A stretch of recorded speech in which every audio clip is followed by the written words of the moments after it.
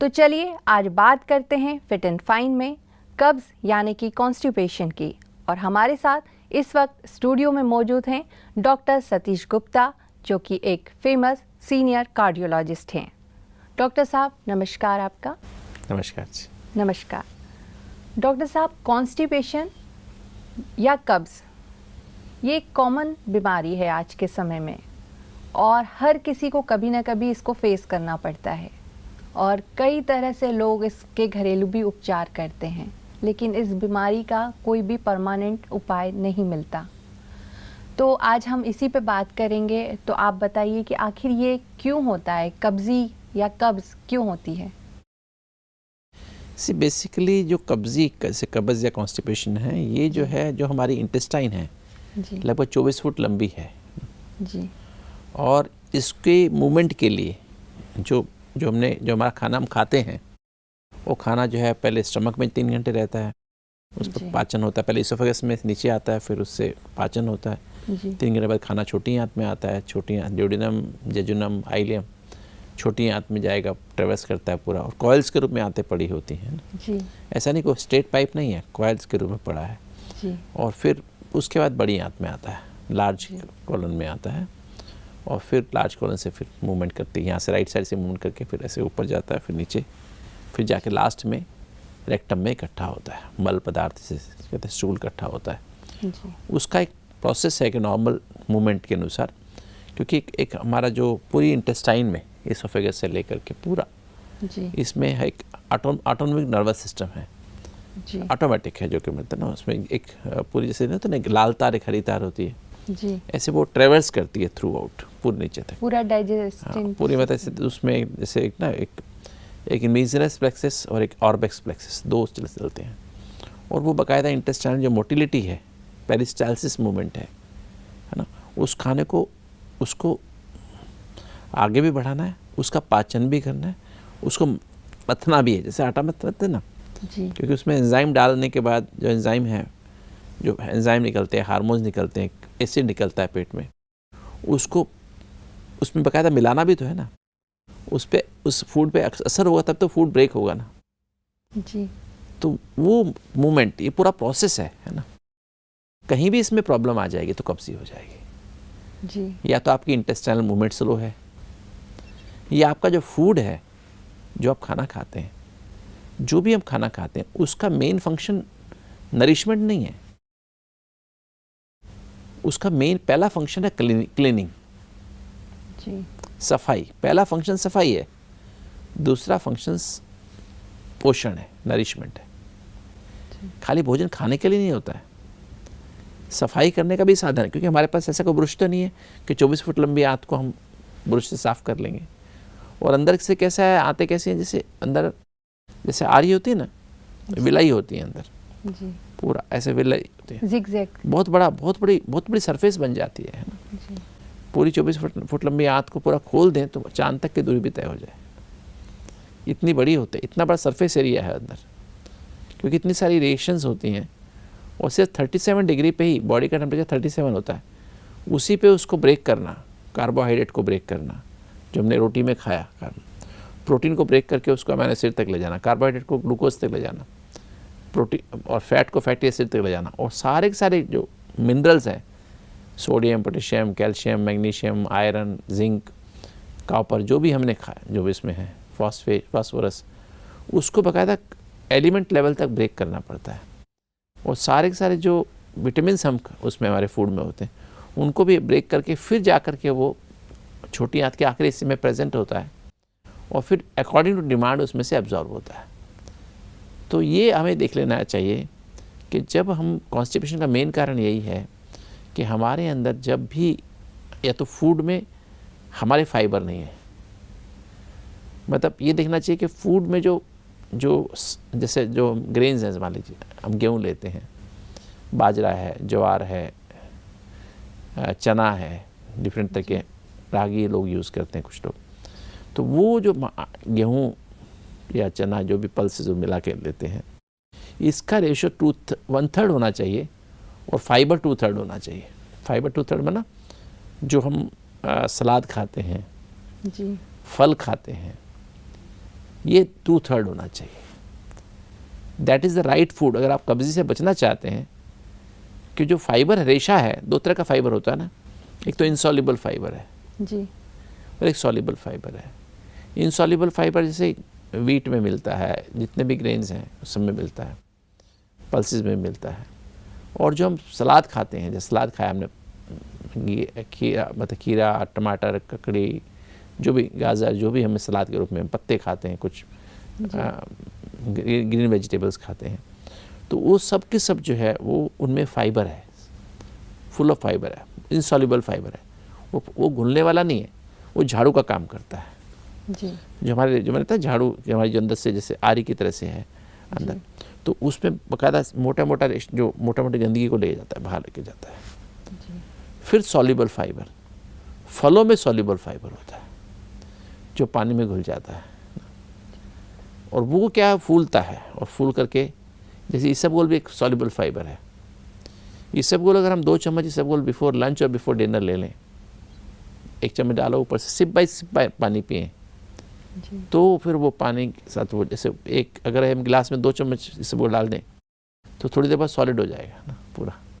तो जैसे हमने इसबगोल लिया, वो पेट में नहीं जाए, स्टमक में नहीं जाएगा, अगर आप सिप बाई सिप पानी पीते हैं, छोटी आंत में जाएगा, डोडिनम में जाएगा जी, और वहाँ से फिर हम जब उसके ऊपर दूसरा 1 चम्मच और लिया, फिर हमने पी लिया, तो लंच के पहले और डिनर के पहले लेते हैं, तो सॉल्युबल फाइबर हमें काफ़ी मात्रा में, और वो पूरा का पूरा एक तरह का, क्योंकि वो चिपकता नहीं है, वो जो अंदर हाथ में कॉलम बन गया ना, और ऊपर से खाना है, बाद में खाना आएगा, तो एक तरह का इंजन बन जाता है, जहाँ जहाँ जाएगा हाथों को साफ़ करता हुआ, सारे रिसेप्टर्स को साफ़ करता हुआ, सारी जगह से सफाई करता हुआ।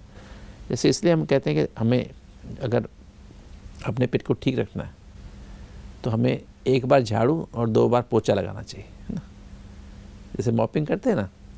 तो अगर हम सुबह सुबह सलाद अच्छी मात्रा में खाते हैं, एक full plate multiple coloured vegetables उसमें हों, फिर हम स्प्राउट, अंकुरित मूंग और मेथी ले लेते हैं, फिर दलिया, जैसे अगर बाजरे का दलिया, बाजरा, ज्वार और छिलके वाली मूंग की दाल, जहाँ छिलका ज़्यादा जो होते हैं, ज़्यादा पॉलिश्ड जो है पल्सेस हैं, अवॉइड करना चाहिए, पॉलिश चावल को अवॉइड करना चाहिए। तो जितना हम विद पील लेते हैं, छिलके के साथ लेते हैं, उसमें दलिया, जैसे दलिया बनाते हैं ना हम लोग, क्या करते हैं दलिया में, उसमें भी 33% ग्रेन्स होते हैं, ग्रेन्स और पल्सेस होती हैं, जैसे बाजरा, ज्वार, मैंने कहा हम उसमें चना, वो मूंग की दाल छिलके वाली मिलाते हैं, और 2/3 उसमें वेजिटेबल्स डालते हैं। जी, ये तो आपने बात कही, क्या अच्छा खाना किस तरह लेना है, क्या नहीं खाना चाहिए जिससे हमें कॉन्स्टिपेशन से बचे। जैसे हम अगर ऐसा खाना खाते हैं जैसे कि मैदा की बनी चीज़ें हैं, फास्ट फूड्स हैं, तो फास्ट फूड सारे जंक फूड्स, वो चिपकते हैं हाथों में, उसमें फाइबर है ही नहीं, दे आर विदाउट फाइबर ना। तो फाइबर होता तो पहले फंक्शन तो मैंने बताया फूड का क्या है, क्लीनिंग, और दूसरा फिर नरिशमेंट है ना। तो हमारा हर फूड में फाइबर होना चाहिए, बिना फाइबर वाला फूड खाना ही नहीं है। जैसे मैदा आप खाएंगे, अगर आप चीज़ वो पिज़्ज़ा खाएंगे, वो भी मैदा का ही बनता है, तो मैदा की बनी सब चीज़ें छोड़ देनी चाहिए। पॉलिश राइस है, पॉलिश पल्सेस हैं, दालें हैं, छोड़नी चाहिए। तो अगर हम ये करें रेगुलर बेसिस पे, स्पेशली पर कुछ लोगों को बहुत ध्यान रखना पड़ेगा, जैसे अगर आपको थायराइड की बीमारी, हाइपोथायराइडिज्म है, आपको डायबिटीज़ है, तो आपको एक्स्ट्रा केयर करनी पड़ेगी, है ना। अगर आप कुछ मेडिसिन खाते हैं, ऐसी मेडिसिन खाते हैं, तो आपको और एक्स्ट्रा केयर करनी पड़ेगी। उससे आपको, जैसे पार्किंसंस की डिजीज़ है, पार्किंसोनिज्म है, तो अधिक चांस है कि आपको फिर ये प्रॉब्लम कॉन्स्टिपेशन की होने वाली है। अगर आपको स्ट्रोक हो गया, पैरालिसिस का अटैक आ गया, तो ये 4-5 जो बीमारियाँ मैंने बताई, इनमें you have to be extra careful.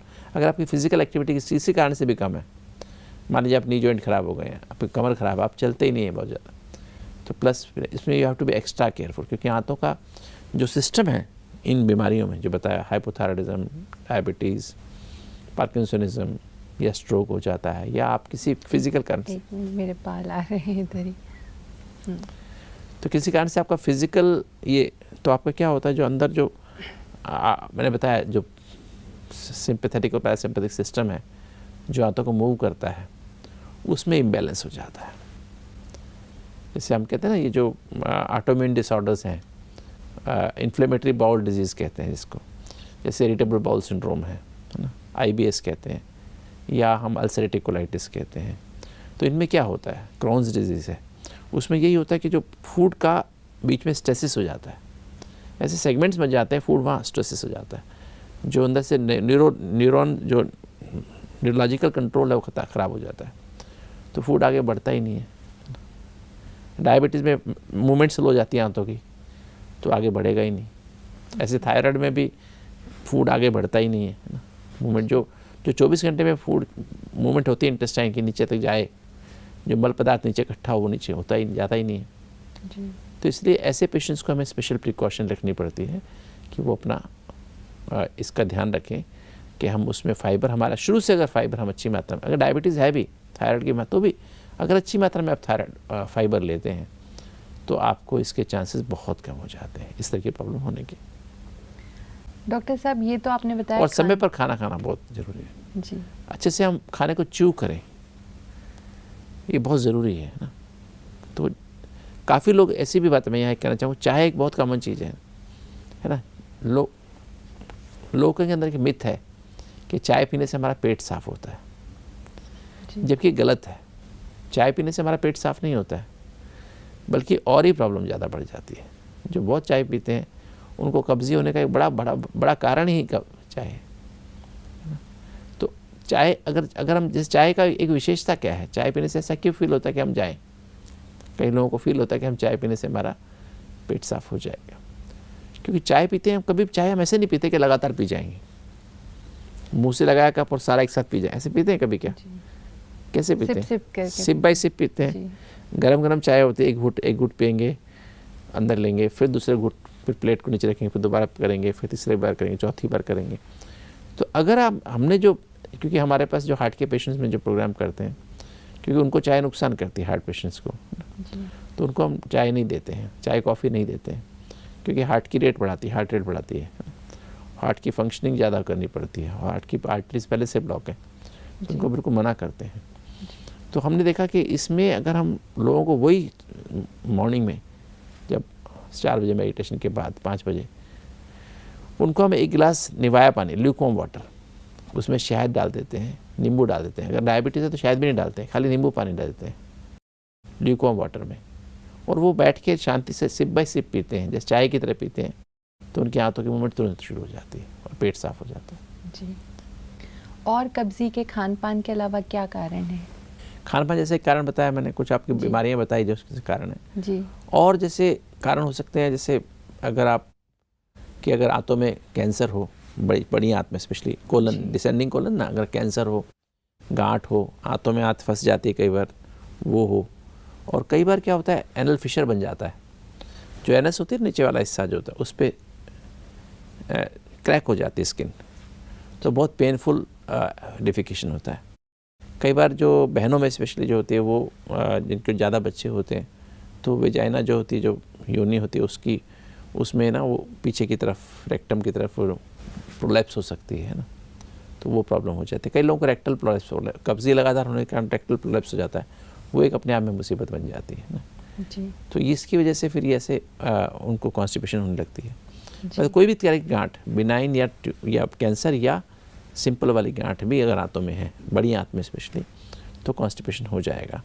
कई लोगों को जो इन्फेक्शन होता है आंतों में, क्रोनिक अमीबाइसिस होता है ना, मतलब इन्फेक्शन आंतों में एक प्रोटो जो है, जो प्रोटो एंटमीबा जैसे कहते हैं, तो आंतों में सूजन पैदा होती है बड़ी आंत में, तो उसकी वजह से भी कब्ज एक बड़ा कारण है कब्जी का जी। तो अगर पेट में आप कीड़े हैं तो वो भी कब्जी पैदा कर सकते हैं ना जी। जैसे वो जो कीड़े, छोटे कीड़े होते हैं, बड़े कीड़े भी होते हैं, तो वो भी आपके कारण कब्जी पैदा कर सकते हैं। पर सबसे बड़ा कारण जो है वो हमारा फूड है जी। और टाइम पर फूड लेना, चबा चबा के खाना है ना, टाइमिंग, फूड के जो टाइमिंग है उसके अनुसार, क्योंकि खाना पचेगा ही नहीं। एक टाइम है फूड, ब्रेकफास्ट करने का, लंच करने का टाइम है, डिनर करने का टाइम है जी। तो अगर आप टाइम देंगे तो खाना पचेगा ना। अब गलत टाइम पे खा रहे हैं आप, ऐसे अंदर बिना चबाए खा रहे हैं, टीवी देखते हुए खा रहे हैं, आपका दिमाग कहीं और है, आप कहीं और है ना, खाना खा रहे हैं जी। बिना उसके प्रॉपर उसके जूसेस निकलते ही नहीं है, बिकॉज ये सो absorbed in television ji.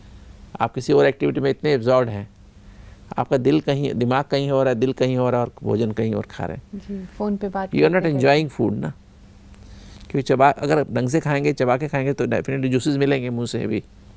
50% carbohydrate, 40% carbohydrate तो आपके मुंह में पच जाएंगे, फिर इंटेस्टाइन में जूस, आंतों में, स्टमक में जूस निकलेगा, तो प्रॉपर जूस निकलेगा तब तो एक्टिविटी होगी, तब तो फूड आगे जाएगा ना। जी। और सबसे बड़ा, एक बहुत बड़ा कारण है, कई लोग पानी नहीं पीते हैं। कम से कम 10 गिलास, 8 से 10 गिलास पानी तो पीना ज़रूरी है। और जब भी आप पानी पिएं, सिप बाय सिप पिएं तो बहुत अच्छी बात है। 1 गिलास पानी पे जो भी, जितना जब भी पीना है तो मेक इट ए हैबिट कि सिप बाय सिप पानी पिएं। जी। इसलिए कहते हैं पानी को हमेशा खाना चाहिए और खाने को हमेशा पीना चाहिए। जी। खाना इतना चबाना चाहिए कि वो आपको निगलना ना पड़े, अपने आप अंदर चला जाए। और पानी को हमको खाना, मतलब सिप बाय सिप पिएं, ताकि विद द साउंड आप पानी को, जैसे चाय पीते हैं ना, गरम गरम दूध पीते हैं, तो उसी तरह से आपको पानी को पीना चाहिए। जी। तो आंतों की प्रॉब्लम आपकी काफ़ी हद तक सॉल्व हो जाती है। जी। इसका क्या ट्रीटमेंट होता है? अगर कब्ज़ी है तो इस खान पान का ध्यान रखने के अलावा क्या ट्रीटमेंट है इसका? देखिए, सबसे बड़ा तो यही है कि हम जब भी हमें कब्ज़ी होती है तो हमें एक ये ध्यान रखना चाहिए, एक तो अपने खाने को चेंज करना पड़ेगा। जैसे इसके अलावा तो मेन तो मैं तो कहूँगा 50% का ट्रीटमेंट जो है आपका फूड है। जी। अगर फूड आप ठीक रखेंगे तो आपको कभी कब्ज़ी नहीं होगा, है भी तो कब्ज़ी आपकी चेंज हो जाएगी। जी। फिर कुछ ऐसे खाने हैं जो कि आपके पेट को मतलब हेल्प करते हैं, जैसे ना पेट साफ़ होने में।